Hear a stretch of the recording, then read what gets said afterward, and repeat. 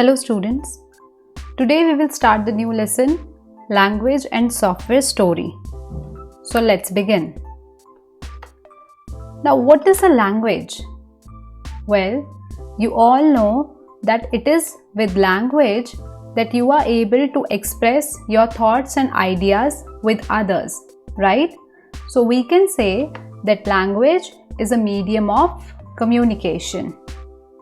Now, when it comes to computers, there has to be some sort of language that we are using in order to provide the input, or we can say the instructions to the computer, right? Well, yes, we are using languages and these languages are called computer languages. तो हम कह सकते हैं that these languages help the user to give instructions to the computer in order to receive the desired output. Who is the user? We are the user. And we want some certain output, ठीक है? और उस output के लिए हमें पहले computer को instructions देने पड़ते हैं, input देना पड़ता है. तो जिस language में हम कंप्यूटर को input दे रहे हैं, that is called computer language. Now, before we begin with the categories, let's understand a few terminologies. The first one is a program. Now what is a program? Well, जब आप computer को instructions provide करते हैं तो वो instructions proper sequence में होनी चाहिए, alright? और इन group of sequential instructions को ही हम program कहते हैं. So we can say that program is a set of instructions which tells the computer what to do, alright? The next term is syntax. अब जब आप किसी भी लैंग्वेज में अपने फ्रेंड्स के साथ कम्युनिकेट करते हैं, you always keep in mind the grammatical rules of that language, isn't it? जब आप सेंटेंस फॉर्म करते हैं तो you keep in mind the rules of grammar. Similarly, जब आप प्रोग्राम लिखते हैं कंप्यूटर के लिए तो उन इंस्ट्रक्शंस को जो आप प्रोग्राम में लिख रहे हैं उन्हें भी आप एक प्रॉपर फॉर्मेट में लिखते हैं. And that rule or format of writing an instruction in a program is called syntax, alright? So syntax refers to the rules of writing statements of a program. Now let's move on to the categories of computer languages. Well, the computer languages are categorized into three parts. The first one is machine language. The second one is assembly language, and the third one is high level language. Let's learn about these categories one by one. The first type is machine language. Well, machine language is also called binary language, alright? And this is the language that is directly understood by the computer. Now what does this mean? See, whenever you have to tell the computer what to do, you have to give the instructions in a language that is understood by the computer, isn't it? अगर आपके teachers भी आपको कोई एक task provide करते हैं तो आपको वो टास्क या वो असाइनमेंट उसी लैंग्वेज में दिया जाता है जो लैंग्वेज आपको समझ आए. बिकॉज अगर वो लैंग्वेज आपको समझ नहीं आएगी तो you won't be able to solve the given assignment, या आप उस टास्क को नहीं कर पाएंगे. तो similar is the case with the computer also. अब कंप्यूटर जो है वो एक डिजिटल डिवाइस है, ऑलराइट? तो वो बाइनरी लैंग्वेज में काम करता है.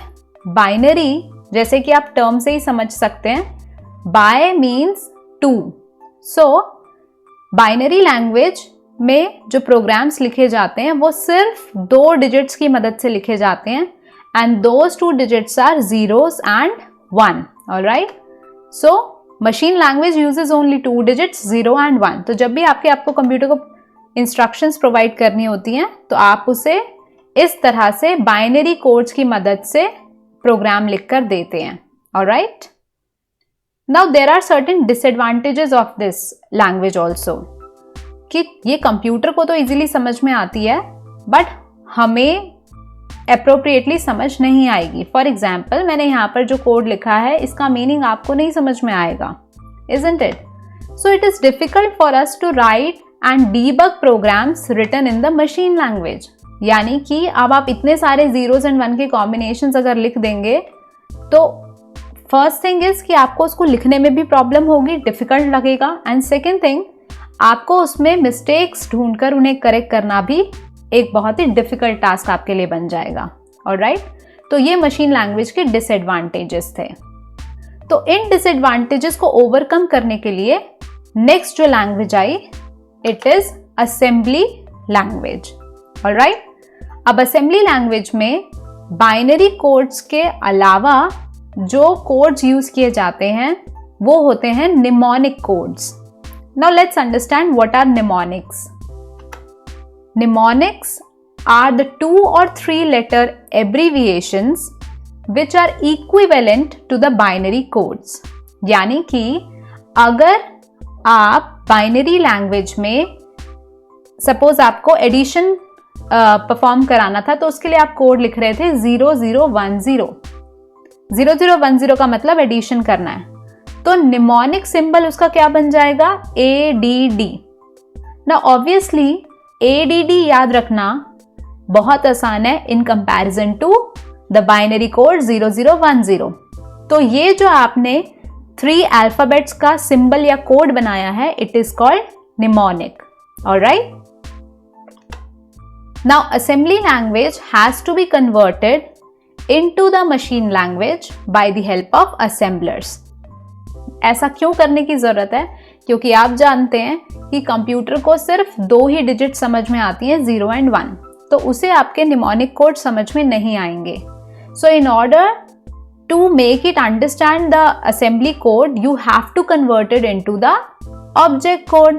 तो आप जो भी असेंबली कोड लिख रहे हैं आपको उसे असेंबलर की मदद से ट्रांसलेट कराना पड़ेगा ऑब्जेक्ट कोड में। Alright, now let's move on to the next category. After the assembly language came the high level language. Now high level language हम currently use कर रहे हैं। Alright, so these languages use English words and mathematical operators. High level languages user के लिए बहुत आसान होती हैं क्योंकि इसमें इंग्लिश के वर्ड्स और मैथ के ऑपरेटर्स, प्लस माइनस, ये सिंबल्स हम यूज करके अपना प्रोग्राम बना लेते हैं।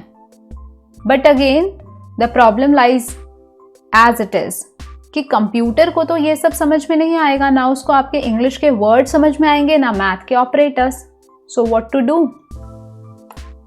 Let's consider a similar situation. Suppose a person is trying to convey a message to you in a language that is not known to you. तो आप क्या होंगे? आप कंफ्यूज हो जाएंगे, right? Well, in such situation, you will be needing a translator, जो उस person के मैसेज को आप जिस लैंग्वेज में कंफर्टेबल हैं उस लैंग्वेज में कन्वर्ट करके आपको समझा दे। Similar is the case with the computer. We are the user, alright, and we are working on high level language, जिसमें हम इंग्लिश के वर्ड्स और मैथ के ऑपरेटर्स यूज कर रहे हैं। On the other hand, computer is a digital machine which is working on the machine level language of zeros and ones। तो हम दोनों में कम्युनिकेशन के लिए हमें एक ट्रांसलेटर प्रोग्राम की जरूरत है। So what will be the function of translator here? It will convert the HLL program written by us into the MLL program that is understood by the computer।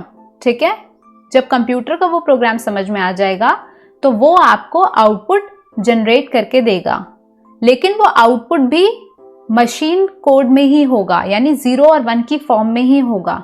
अब वो output तो हमें समझ में नहीं आएगा, तो again the translator will convert that MLL code into a high level language code जो कि आपको समझ में आएगा। Alright, so we can say that a high-level language program has to be converted into the machine language by translator programs. Alright, here is a picture for better understanding. Now there are multiple high-level languages that we are using today.